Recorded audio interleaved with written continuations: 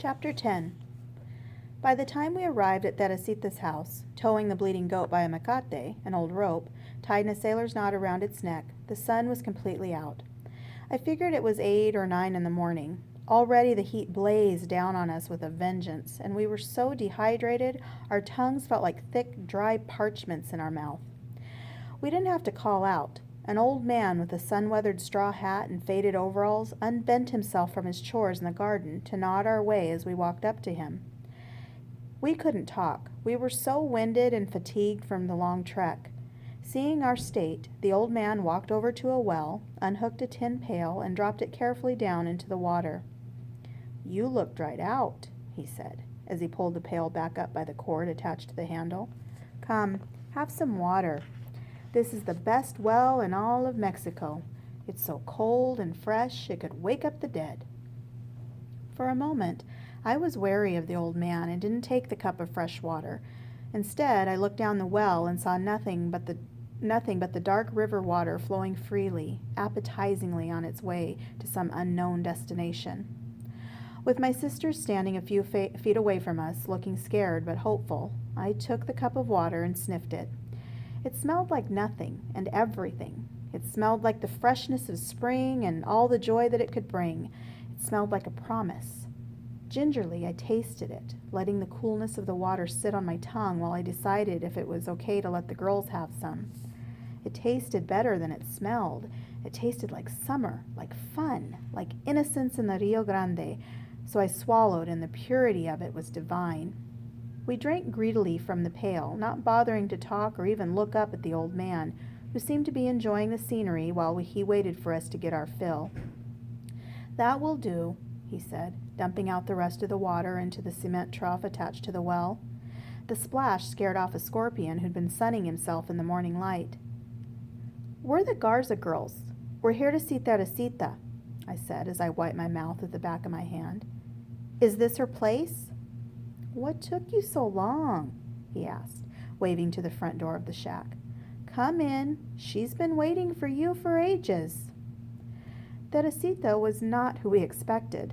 For starters, she didn't look like a woman. She looked like an old man dressed up like an old woman. There was just nothing feminine about her. Her floral print cotton dress hung on her rail-thin body like a discarded flour sack. She looked like a praying mantis, bent over, sitting at her table, rubbing her hands together. When she waved us in, we saw that her hands were big and bony with huge knuckles. The tips of her fingers were blunt, squared off, and tapered like those of a working man. Her nose, too, was unusually masculine. It was big and swollen and riddled with crevices and white, scarred blemishes. It hung like a bulbous mushroom in front of her face. But that wasn't the worst of it. No, the worst of it was her small, naked head. Except for a few gray strands of hair, she was as bald as a baby pigeon, which gave her the appearance of being a very old man with enormous wide eyes. The only feminine thing about her was the huge pair of silver earrings, which hung so low on her thin, elongated earlobes they touched her shoulders. "Come here. Let me look at you closely. My eyes are not as good as they used to be, thanks to these miserable cataracts," Teresita said, her skeletal fingers waving us in, urging us closer. As we neared the table, we saw what she meant. Her pupils were clouded over, opaque, and she seemed to not know exactly where we were standing in the room. "Cecilia said," Juanita said, pulling the bleeding goat behind us. "I know," Teresita said, a genuine smile lifting the sides of her thin, shriveled mouth. "We brought you this cabrito for your services," I said. Sí, gracias," Teresita said, taking the goat and untying the knot at its throat. She picked it up, stroked it, kissed it, and then let it go. The goat ran off and made her way out the open door, bleating happily the whole way. Sit down, sit down." I sat down on the only other chair at her little table. Juanita scooted in beside me, and the rest of the girls huddled behind us. "You want to know how to get to your abuelita's house," Teresita said, picking up an old deck of cards with unusual images on them. "Loteria!" Peter cried exultantly, Oh, goody, can I play? Not quite, Teresita said, waving the cards in front of us before shuffling them expertly in her manly hands. These cards are more ancient than your loteria, more powerful. They will help you reach your destination, the home of your ancestors. Our car broke down, I said, being careful not to divulge too much information. I know, she said, leaning forward and looking at the deck spread before her. You're going to have to travel by foot the rest of the way. She picked up a card and almost pressed her globular nose to it to look at it closely. Then she did the same with 5 other cards before she straightened up and sighed. How much farther is it? I asked. It is a difficult road you've taken, one riddled with hardships and painful ordeals, but then again, you are difficult children. She smiled as she said it, pointing a crooked index finger at us. Unfortunately, the road ahead is full of trials and tribulations. You have angered the witch, and now you must pay for your transgressions. The doom of her words dragged me down, anchored me in misery at the knowledge that I could have avoided what was coming. Pay? Yes, Teresita said, looking at me closely now. But then again, you knew that already, didn't you? Knew what? Juanita asked, turning back and forth between me and Teresita, waiting for answers that we were both reluctant to disclose. Cecilia has called upon evil to plague you, Teresita proclaimed, putting her hands over 3 of the cards on the table before us. They are coming this way, the children of the night, traveling forth from the ancient world, coming from far and wide to avenge their mother. Cecilia has children? Valia asked, leaning down to look at the cards. But she said she didn't. Not children like you. Teresita turned the 3 cards on the table upside down and leaned over to get a better look at them. Adopted children. Immortal children crafted by the devil himself and loosed upon this earth to aid in its destruction. Cecilia is a crafty, skillful sorceress. She has survived through the ages by cultivating that which lives and breathes in the darkest part of our fearful minds. In her greed, her need for power, she has cultivated 3 of our greatest nightmares, nurturing their dark souls and sustaining their evil spirits by feeding them only malevolence and sin. In a way, she is more their mother than their own creators, and that is the problem. Your arrogance and conceit has called upon her wrath, and now you must face that which she has beset upon you, the evil Trinity. Valia put her hand on my shoulder to get my attention. And you knew about this? Why didn't you warn us? Dalia demanded. Petrified in my seat by Teresita's horrible prediction, I could only blink away my fearful tears. I didn't know she was real, I finally admitted. I met La Llorona at the river. She warned me about all of this, but I was too skeptical to believe her. Wait a minute. La Llorona is real? Juanita asked. Yes, but she's not evil. She's actually trying to help us, I continued. I tried telling you about it, but you didn't believe me, so I dismissed her warnings until this morning when you started taunting Cecilia and I heard her curse us. I'm sorry. It's my fault. I should have told you everything from the start. I want to go home, Pita cried, reaching for Juanita, who took her in her arms and kissed her forehead like Mama soothes us. You can't run away from this, Teresita said, touching the cards and looking at the ceiling blindly. This time you have to face your fears, your nightmares. Teresita was right. If only I'd warned my sisters of La Llorona's caution to be humble and good, we wouldn't be in this mess. Now it was up to me to contend with whatever evil I had brought upon us. I had to protect my hermanitas. Isn't there anything we can do to stop them? La Llorona gave me this amulet, these earrings. She said I could use it 5 times, once for each circle on its orbit, but I've already used it 3 times. What Cecilia has beset upon you is just the beginning. You must save the ear pendant's remaining gifts. Use them sensibly, for there is so much more to life than nightmares and demons in the dark. In order to go home, to be truly happy again, you must face the worst enemy of all, the monster that lives among you. But you'll need your magical gift to get there, so save your good fortune. Use it wisely. Can't you help us? I peered across the table, trying to get a better look at what was coming after us. I can't stop them, Teresita said.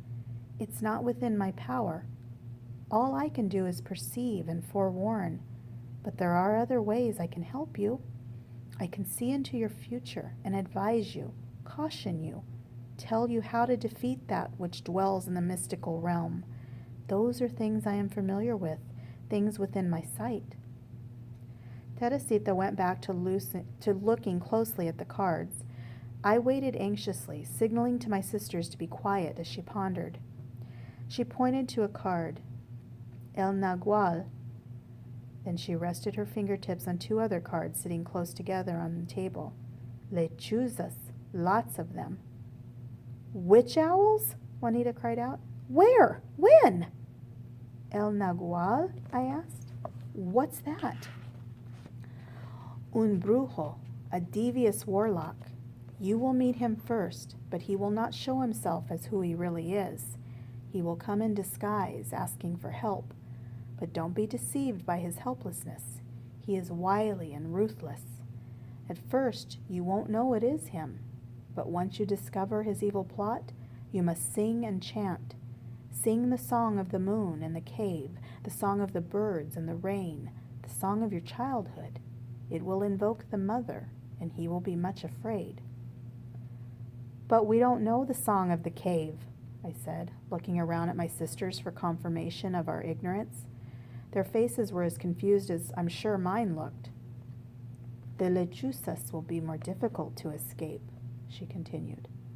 They are evil beyond compare. Their tongues are made of the fifth element, and their words are sharp metal talons that can cut through even the cleverest of men. To avert the paralyzing effect of their punishment, you must pray 7 Padres Nuestros and 7 Ave Marias, while you tie 7 perfectly spaced knots on a silk thread. Only then will you be able to escape the flame in their eyes. Flame in their eyes? Are you kidding? Juanita asked. The tone of her voice told me she'd had enough of Teresita's riddles. I had already met La Llorona and listened to her cryptic message, so my own dismay was not as great as that of my sisters. Juanita, please, I whispered, pinching her arm under the table. Well, what does she mean by that? She asked, rubbing her arm absently. I mean, what kind of advice is this? Cave songs and knots on stupid strings? Don't be rude. Juanita's lack of respect to the elderly, Teresita, embarrassed me. Teresita was only trying to help us get out of this mess unscathed, I thought. Of course, given our experiences with Cecilia, I wasn't sure I could believe everything Teresita had to say, so I kept my ears and eyes open for suspicious behavior from the old soothsayer. Even if Cecilia had been under a spell and forced to tell the truth, I couldn't help but worry about my sisters. But if she was telling the truth, she was giving us answers we needed to pay attention to, even if we didn't understand them right now. No, it's all right, Teresita said. It is this girl's fire that will keep you safe as you face the last of the malevolent trinity, the wretched chupacabras. El chupacabras? Pita wailed, terrified. There is no such thing. I'm out of here, Juanita exclaimed, jumping out of the chair and heading for the gaping door. Believe me, child, Teresita's husband said, stepping out of the darkness that suddenly seemed to overcast the room. He stood in front of the door, impeding Juanita's progress. The chupacabras is very real. I saw it with my own 2 eyes, and I don't have cataracts. The twins had started for the door too, but like Juanita, they stopped to listen to Teresita's husband. Where?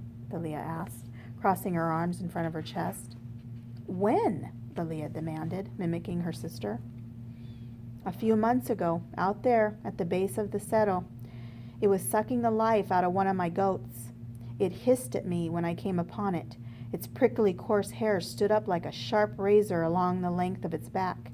It snarled and flew at me, the scrawny little thing. But I wasn't scared. I picked up my rifle and shot it. You killed it? Peeta asked, sounding relieved.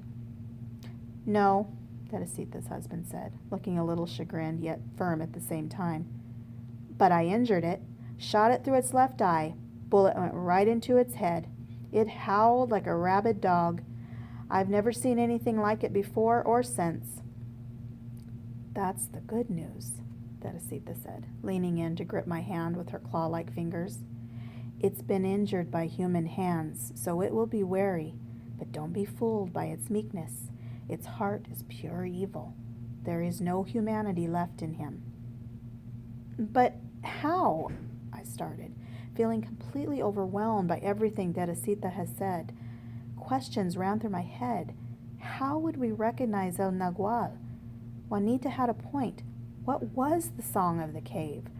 It felt as if Teresita had given us more questions than answers.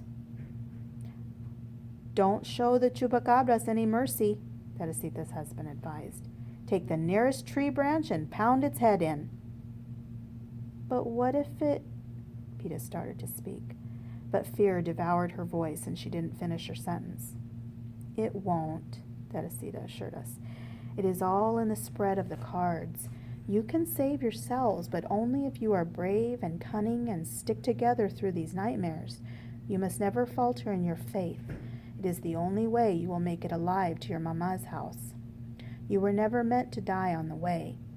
There are too many demons yet to be faced, too many tears yet to be shed. I wasn't sure I heard Teresita right. Was she trying to tell us that there were more demons waiting at home? If that was so, our journey was going to be longer and more worrisome than I'd been led to believe.